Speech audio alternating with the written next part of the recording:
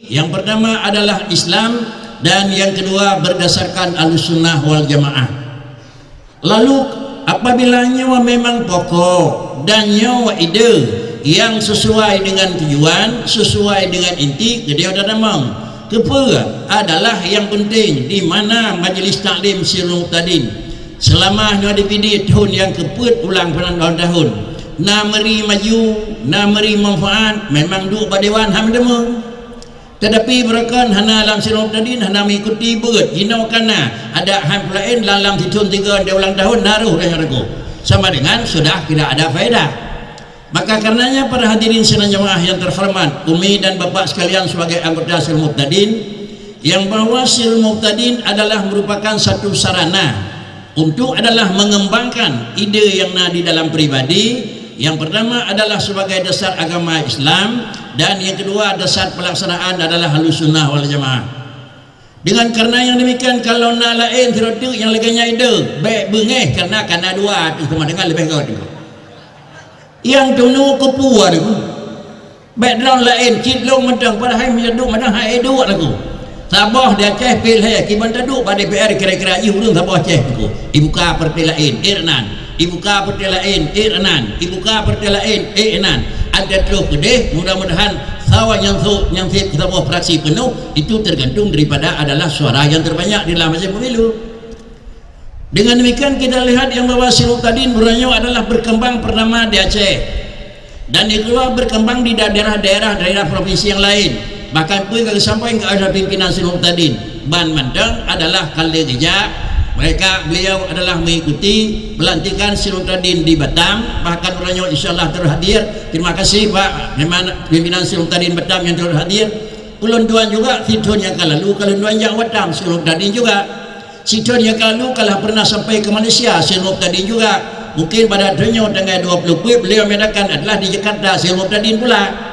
Oleh karena yang demikian bah ramai tempat kembang yang kedih, artinya karena kedih bakri ilung utama orang lain, karena lain ilung utama orang lain rata sagawa pihak yang kena paling gak itu kiblah rebaruh na pagi Sirul Muqtadin, belah renong na pagi lain, red barat na pagi lain, red timur na pagi lain. Yang pasti kira-kira kameng hai demang dengar itu sudah pasti.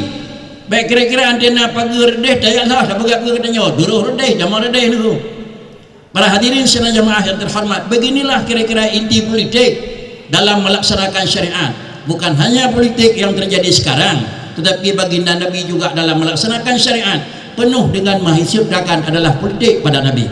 Contoh yang paling dekat, begitu baginda Nabi terhasar di Hudaybiyah dalam tahun penyerahan dan penyampaian pelanggaran Nabi yang disanggar Nabi bahkan Hanaybiyah, hasilnya apa? Hajat tuanya Makkah puas balik urang-urang yang Mekah yang nak hidih haji puas Madinah, urang Madinah yang naik Mekah haji puas Madinah, urang haji puas yang Madinah. Tetapi Nabi adalah sebalik mengokey kesimpulan hasil MOU tersebut. Walaupun sebagian sahabat adalah dipertanyakan, ya Rasulullah malah urang jih yang nak tanya laki kirim balik, urang tanya yang nak baji haji puas nyo kira-kira intimidasi tidak sama. Bagi dan Nabi menjawab apa? Keputia puas urang tanya yang nak baji tanya tamang lain hanya yang kena kemudian buah madung lebih tenang ni lebih gak yang kena ini dikembangkan baju-baju sementara kedanya dalam rangka gede. Pada tahun yang ke-6 berangkatlah Nabi baginda Nabi dari Madinah ke Mekah, maka urung prehnya Nabi puah Mekah ke Madinah sudah ada urang awal. Maka karena yang demikian para hadirin sidang jamaah, ini adalah politik yang paling tinggi pada baginda Rasul. Maka karenanya hanya mau politik beragama nya alamat ini pancau agama bena so bikin dia belum tu harus politik. Cuma politik itu adalah memang dikhen politik jahat. Kenapa politik jahat? Karena undang-undang politik diatur oleh orang. Agama adalah diatur oleh Tuhan. Pakan jahat punya jahat atur jahat Allah. Asal lagi bagaimana diatur oleh Allah Subhanahu wa taala, begitulah kita laksanakan. Inilah dalam bahasa Rasulullah yaitu fatanah. Artinya Rasulullah punya sifat fatanah. Maknanya apa? Sadak, amanah dan tabligh yang ada pada Nabi tidak mungkin akan jalan kalau memang dijalankan sadak, amanah, tabligh tidak diikutsertakan dengan fatanah. Maka perkara yang akan disampaikan oleh Habib di Langkawi tanya itu salah satu daripada ciri fatanah. Perkara yang akan disampaikan oleh Yang Mulia Ibnu Awai itu adalah merupakan salah satu daripada ciri fatanah.